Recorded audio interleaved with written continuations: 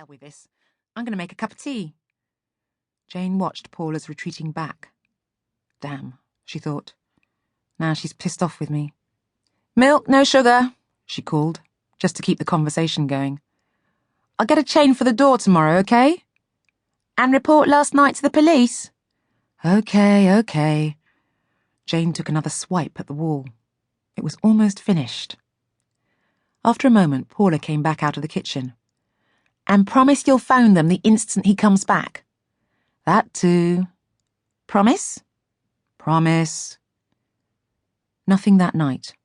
Nothing the night after. Jane started to think it had been a one-off. The night after that, she was putting a poster up by the front door, when she heard the noise again. She turned and saw his eyes. Blue eyes in a strip of white skin. She got an impression of thick eyebrows, heavy cheekbones. The moment dragged on. I'm out of his line of sight, she thought. The chain, purchased the day before, lay on the kitchen table. Despite her promise to Paula, she had forgotten to fit it. Idiot, she thought fiercely at herself. She heard him say something, but the door muffled the sound. It was enough to break the spell, though. Fuck off, you bastard! She shouted, and was pleased at how strong her voice sounded. The letterbox swung shut. She reached for the phone and punched 999, was appalled at how long it took first to get an answer, then to be put through. What do I say? She wondered as she waited. Please, someone just came and looked through my letterbox, but he's gone now, so it's all right? I think someone is trying to break into my flat, she said when they would let her. She listened numbly as the police telephonist told her someone would be there soon, that she must not let anyone in.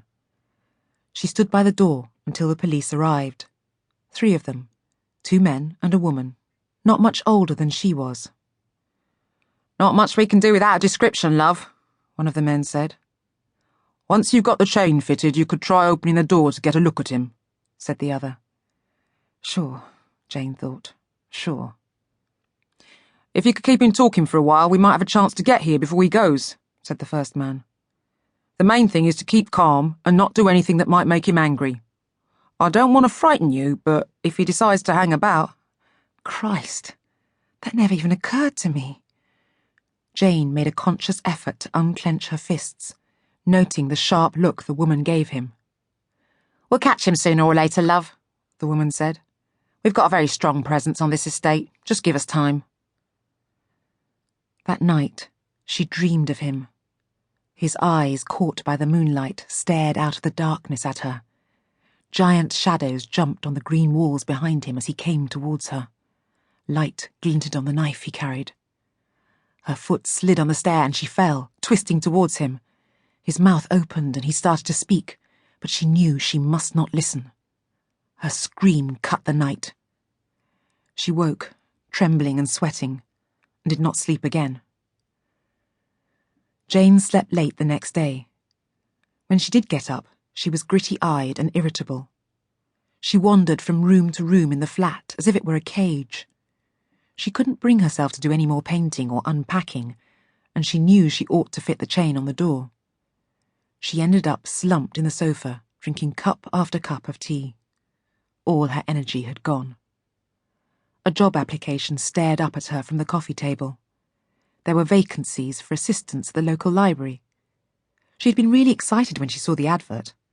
Now, she felt that even trying to fill out the form was tantamount to asking for a kick in the teeth. She was supposed to meet Paula in the pub at 7. She thought about calling her to cancel, but she knew it would lead to an argument. Paula would ask about the chain. She knew it. She hauled herself up and forced herself to fit it. It took far longer than she had expected, what with trying to line the 2 halves of it up and sorting out the right screws.